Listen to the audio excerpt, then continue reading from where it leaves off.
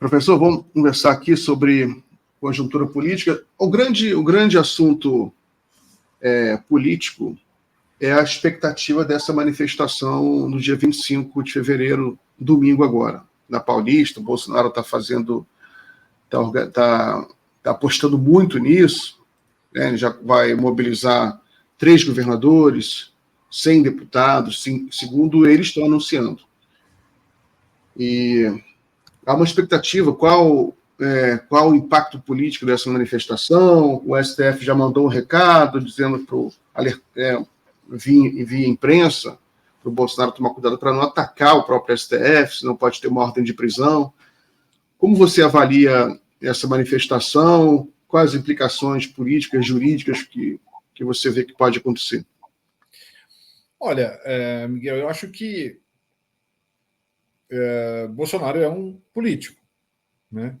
É um político que teve lá diversos e irrelevantes, mas diversos mandatos como deputado, né? Eleito presidente, enfim, né? Então é natural que parte dessa disputa se faça no campo político, né? E, portanto, manifestações públicas, etc. Né?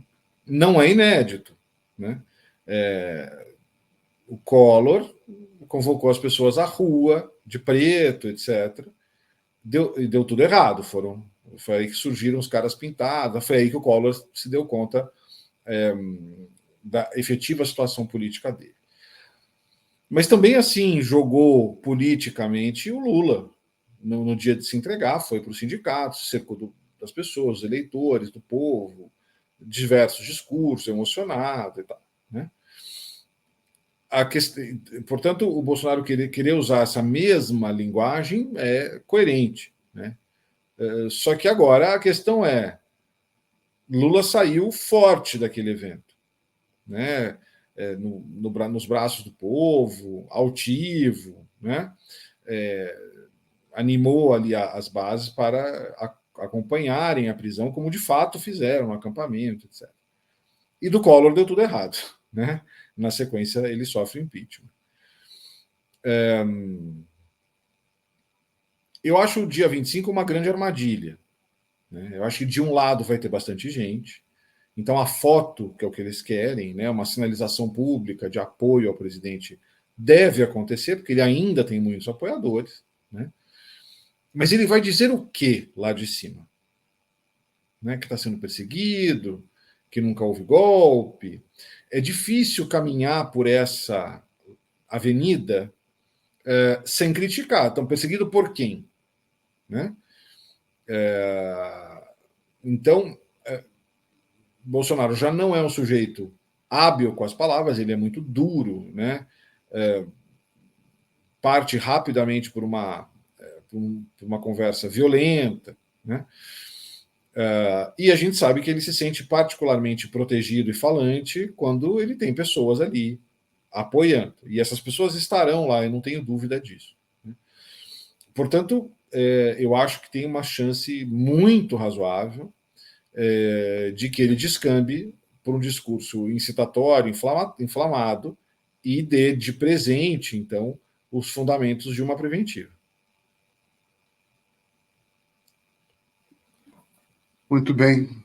A gente tem essa notícia que foi publicada agora há pouco sobre alguns nomes que teriam sido monitorados pela BIM. A história da BIM paralela já vem circulando, já vem uma história que já é pública, já tem algumas semanas.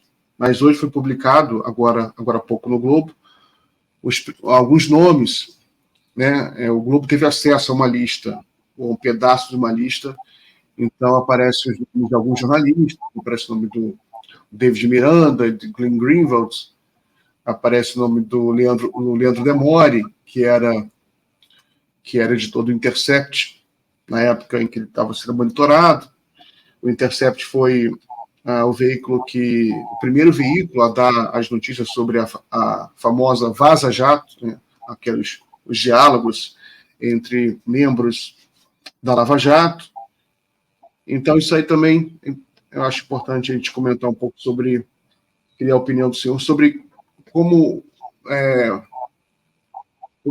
você vê o desdobramento aí dessas investigações relativas à BIM paralela, né? Só poucos números foram divulgados, tem uma lista enorme, aparentemente, com milhares de pessoas.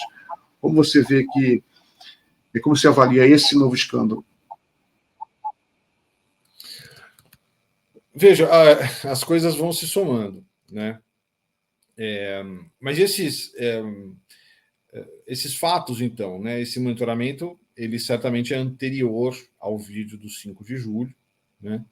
E vamos lembrar que essa história toda, essa competência originária toda do Supremo começa com o inquérito das fake news, com o gabinete do ódio, né? E é razoável imaginar que a lista de monitorados e as informações desses monitorados tenham alimentado o gabinete do ódio, né? Então, isso para Alexandre de Moraes é bastante importante, né? Porque a competência dele para conduzir esses casos é sempre colocada em questionamento, né? Inclusive o fato de que os fatos agora, então, estão bastante distantes do inquérito das fake news. Esse modus atuante da BIM se cruza com o gabinete do ódio, então o Alexandre fala, tá vendo? Era a mesma coisa, os fatos eram interligados, né? E acho, Miguel, de importante aqui, né?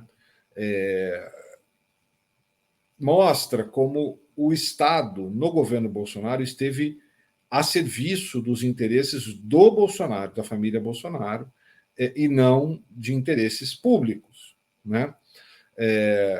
Então, essa captura da BIM contra esses personagens em particular, não tem nenhum inimigo de Estado ali, né? O que tem ali são opositores políticos que foram, então, indevidamente investigados e monitorados, né? Eu acho, inclusive, que muito pouco se tem falado sobre que reformas precisamos fazer para que novos golpes não aconteçam, sabe? E um dos temas que eu acho que precisa de uma profunda reflexão é a BIM. Né? A BIM é uma herdeira do SNI, ela sempre foi tocada pelos militares, né? E deu no que deu. Agora, é importante ter inteligência de Estado. Né? Nenhuma nação grande abre mão, né, pode se dar o luxo de não ter inteligência investigativa. Né? Então, nós precisamos ter inteligência, mas nós não podemos ter uma inteligência capturável por interesses particulares. Né? Então, tristemente, eu não vejo ninguém falar sobre mudar as condições que permitiram, não o golpe, mas que eles se sentissem confortáveis o suficiente para o golpe. Né? Então, não estamos falando em mudar a lei de impeachment, não estamos falando em mudar o poder de impeachment ser exclusivamente o presidente da Câmara, não estamos falando em mudar que a atribuição para a denúncia crime, por crime comum contra a presidente da República seja exclusivo do procurador, da Procuradora-Geral da República. Né? Não estamos falando sobre repensar o papel que militares da ativa possam, na minha opinião, não possam ter na vida civil, né, no governo civil. Enfim, acho que a BIM é um desses temas que nós deveríamos estar rediscutindo seriamente.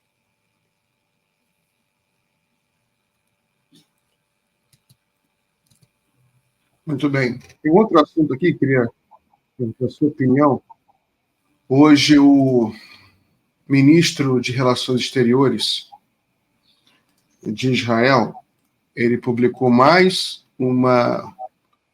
fez uma postagem nas redes sociais que alguns consideram mais um ataque ao presidente Lula, ou uma interferência na política interna. Eu vou colocar aqui na tela, deixa eu mostrar para o pessoal. É evidente que já causou um rebuliço danado, né? O pessoal já está, muita gente respondendo. Deixa eu colocar aqui, queria só ver como é que a gente analisa isso. Aqui, ó. Já é o terceiro ou quarto dia seguido que ele faz postagem. Essa postagem aí causou um certo estranhamento, porque fica parecendo que ele está chamando para o ato do dia 25, né? Porque ele faz essa postagem, o pessoal com camisa do da CBF, quer dizer, camisa do Brasil, né, seleção brasileira. Ninguém vai separar nosso povo, nem mesmo você. É um ataque ao Lula, né? É um ataque. Porque se ele fala que o Lula vai separar, está atacando politicamente o presidente Lula, né? Shabbat Shalom. Botou essa foto aqui, uma coisa grotesca, que ele fez um promptzinho de inteligência artificial, né? E é grotesco, porque nem o nome a bandeira está errada. Está escrito Bicete e é uma palavra lá que a inteligência inventou qualquer. O lema da nossa bandeira, todo mundo sabe, é ordem e progresso. Sim. Né? Ele é um positivista, ele nem não sabe. Ele botou, enfim. E é grotesco. Enfim, o que você achou dessa postagem? Como é que você está avaliando essa postura aí do ministro de Israel? Olha, evidentemente, relações internacionais não é minha área de conforto, né? Mas essa crise, né, na minha opinião, uma amplificação bastante exagerada da fala do presidente Lula, ela só teve terreno em 2 lugares no mundo, em Israel e no Brasil. Né? Os mais otimistas veem uma série de movimentos de líderes globais aumentando o tom em relação ao conflito como um desdobramento da fala do Lula, inclusive o Biden. Né? Ontem, então, uma jornalista tenta fazer uma pergunta ali para o secretário americano, o nome dele me fugiu nesse segundo, mas enfim, estão convidando... Anthony Blinken. Blinken, né? Convidando o Blinken a bater no Lula, e ele não o faz. Né? Ele fala, discordo, mas o importante do que o presidente estava transmitindo é comum, né? Uma preocupação com gás, etc. E tal, né?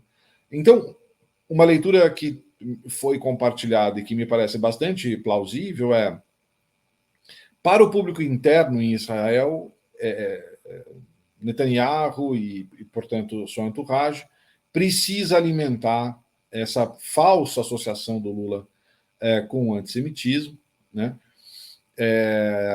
Porque politicamente esse gabinete está numa situação muito difícil, né? Não se mostra tanto, mas há manifestações recorrentes com muitas pessoas na rua contra o governo Netanyahu, né? Então esse é um recurso muito comum na política, que é para se manter na sua posição, você vai criando demônios e fantasmas fictícios e jogando com a emoção das pessoas. Né? A imagem é surreal, inclusive por essa questão do lema, que ele está muito pequenininho para mim aqui, eu não tinha visto, né? Você bem observou, e porque a importância relativa do Brasil para os israelenses e para o conflito é baixa. Né? Então, isso alimenta, me parece, essa leitura de que desviar o foco, criar um inimigo inflado, que não disse o que disse, né?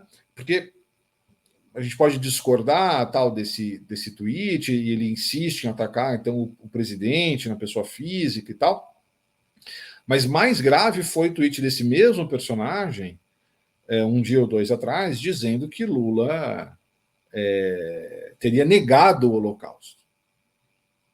Né? O que é muito mais sério, porque é fatualmente objetivo. A fala do Lula não passou por negar, nem de perto passou por negar o Holocausto. Bem lembrado, bem lembrado. A gente já comentou isso, o Ministério de Relações Exteriores de Israel tem uma outra conta, que é @Israel, em que eles fazem no tom de piada, né? No tom de piada, quando, antes ou depois do Lula virar o negador do Holocausto, que é uma mentira. O Lula já visitou Memorial de Holocausto, e o ambiente político do Lula, né? O grupo político do Lula, o Partido dos Trabalhadores, a esquerda brasileira em geral, o campo progressista, não tem negação do Holocausto. Né? Você tem bolsões de negação do Holocausto no Brasil, bolsões minoritários, bolsinhas, né? Na extrema-direita. Exato. não na esquerda. Isso não tem nada parecido com isso. Né?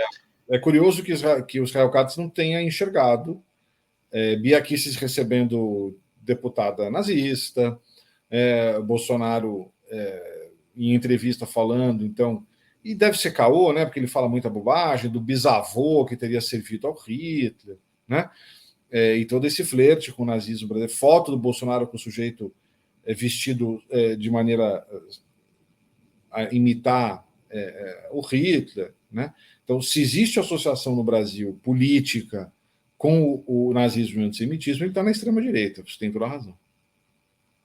Sim, até porque o nazismo era um movimento de extrema-direita. Então você tem toda uma familiaridade, aí, uma afinidade ideológica antiga. Né?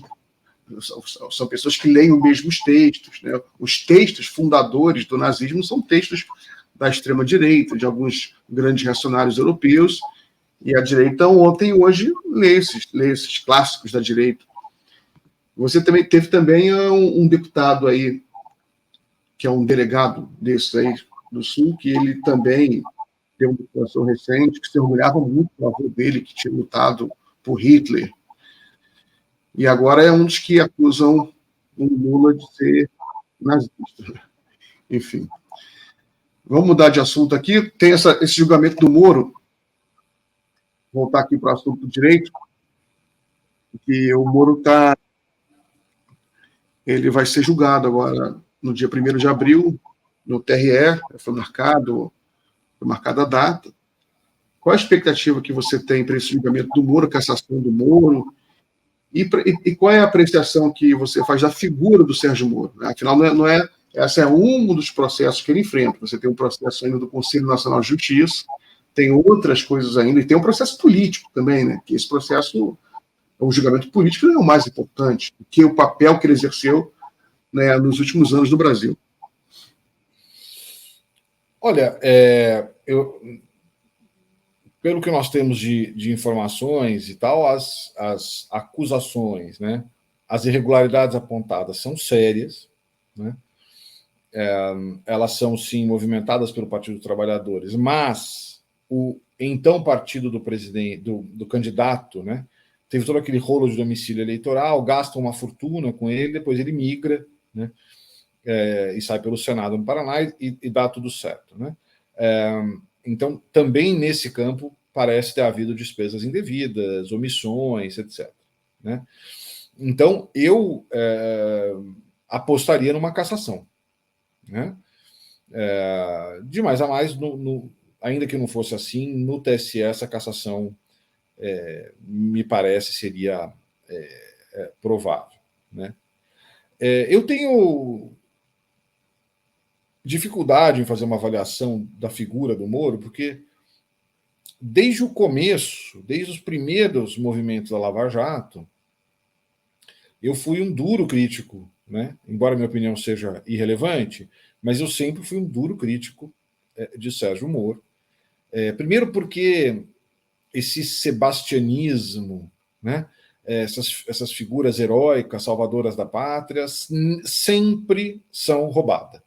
Né? Não existem salvadores, não existem pai, mãe, né? O que existe é uma solução política construída democraticamente. Né? Tudo que for fora disso não tem um futuro promissor. Né? E aí nós vimos essa condução absolutamente personalista, né? Muito envolvida, né? E aí tudo é confirmado quando ele se torna ministro. Mas eu acho que talvez o traço biográfico mais lamentável do Moro tenha sido o seu reachego ao bolsonarismo. Né? Então o Moro sai do MJ dizendo: houve interferência na Polícia Federal, eu não tolero isso, eu vou embora. O que é uma postura digna. Né? E aí, quando foi conveniente para sua própria eleição, ele tem inquérito para apurar isso. Né? Veja que interessante teria sido uma oitiva de Moro e de Bolsonaro nesse inquérito na época das eleições. Né? Porque agora os realiados ficariam numa posição bastante complicada. Né? Ou o Moro teria que dizer mentir, não houve interferência, ou ele teria que dizer não houve interferência, mas paciência. Né? Agora está tudo perdoado contra o mal maior, que é o Lula. Né? Então, no mínimo, ele teria que colocar isso de maneira expressa. Né? Essa é uma pergunta curiosa que as pessoas não fazem ao Moro mais. Eu não tenho notícia disso. Afinal, Sérgio Moro, houve interferência na Polícia Federal ou não? Né?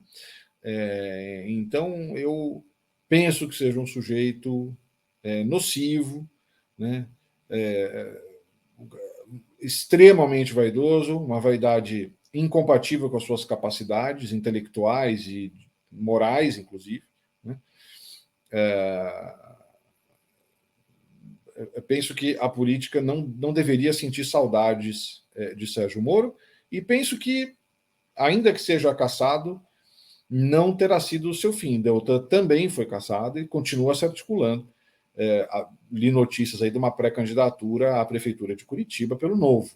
Né? Novo que sempre foi um feliz braço do bolsonarismo, e agora então abraçaria o Deltan. Muito bem. Última pergunta, para a gente encerrar aqui o nosso bloco. A gente já discutiu muito isso aqui, eu já discuti com outros entrevistados, há um tempo que eu não falo sobre isso, mas na época da Lava Jato a gente discutia a questão do ensino do direito. E houve um momento em que parecia que o Brasil estava tomado por uma onda reacionária, e um dos núcleos era o direito, era a comunidade jurídica. Depois essa impressão foi um pouco relativizada, porque a própria setores da comunidade jurídica se insurgiram contra aquela hegemonia reacionária e ajudaram muito a mudar com a relação de força. Né? Mas, mesmo assim, eles apontam que há algum problema na formação do direito no Brasil, porque seria explicação para você ter tantos juízes e procuradores tão reacionários. Como é que você avalia essa questão do ensino do direito no Brasil? Você identifica que há algum problema, alguma coisa pode ser melhorada? Olha, há um caminhão de problemas. Né? Tem muitos e muitos e muitos problemas no ensino jurídico. Né? Eu vou começar, talvez, com os aspectos primeiro mais mercantis. Né? As faculdades de Direito são, na sua extrema maioria, orientadas, são um cursinho preparatório para concursos em 5 anos. Né? Seja o exame de ordem, seja os concursos públicos. Né? E o processo de seleção do judiciário, do Ministério Público, das carreiras jurídicas, ele é absolutamente burro. Né? O sujeito tem que desaprender direito. Né? Ele vira um grande decorador de regras. Né? Tem um caminhão de conflitos éticos, porque o sujeito, então, é levado a responder no concurso aquilo que a banca já havia publicado. Então, é uma preocupação de agradar a banca e comprar os livros dos integrantes da banca, etc. Né? Então, essa mercantilização, né, desnatura, em grande parte, o ensino do direito. Ainda quem não adira, então, a essa lógica mercantil, né, existe uma grande subserviência da academia ao que é decidido pelo judiciário. O que eu quero dizer com isso? Sob diversos pretextos, né, inclusive alguns mais pragmáticos, que olha, nós temos que ensinar para esses meninos, para essas meninas, o direito como ele é. E o jeito como ele é o direito conforme decide o judiciário. Eu até entendo que se olhe a coisa por essa perspectiva. Né? Eu acho fundamentalmente empobrecedor. Né? O papel da academia não é ser repetidor do judiciário. Né? O papel da academia é formar massa crítica para, inclusive, influenciar as mudanças do judiciário, né? Agora, isso também explica o reacionarismo, porque quando nós ficamos repetindo os tribunais, né, e quando nós temos visível isso, né, a seleção para os órgãos do judiciário, né, reproduzem o apartheid social que nós vivemos no Brasil. Então, embora realmente o judiciário tenha avançado bastante na composição feminina e masculina, né, um certo equilíbrio nos tribunais, ou seja, temos muitas juízas de primeira instância, tal.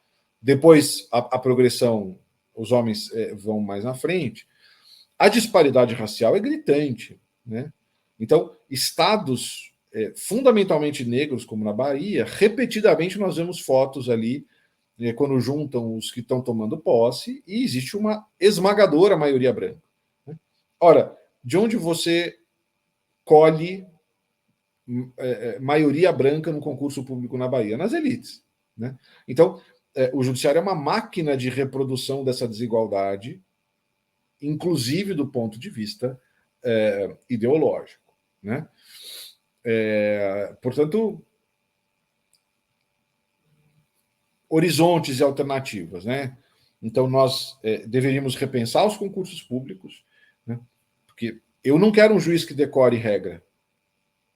O juiz que decora a regra pode ser rapidamente substituído por inteligência artificial, né? Nós vamos ter juízes capazes de pensar as questões jurídicas a partir da sua substância, né? A partir da natureza daquele conflito que está colocado, claro que dentro dos limites da lei, né? Mas um repetidor de lei, daqui a pouco, a Alexa vai fazer melhor que qualquer juiz, né? Então, nós temos que repensar o ensino jurídico. O ensino jurídico tem que ser um ensino crítico, né?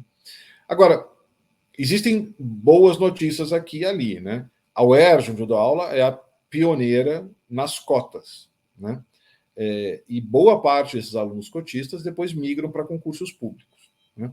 Então, também é preciso ver o impacto, né, que poderá ter no judiciário quando começarem a ingressar em maior volume esses egressos agora, finalmente, depois de séculos, de outras origens sociais que não as elites brancas urbanas brasileiras. Maravilha. Muito bom. Davi, muito bom. Vou terminar o bloco por aqui. Agradeço muito a sua participação. Desejo um bom final de semana. Um forte abraço. Valeu, obrigado. Bom final de semana. Tchau, tchau.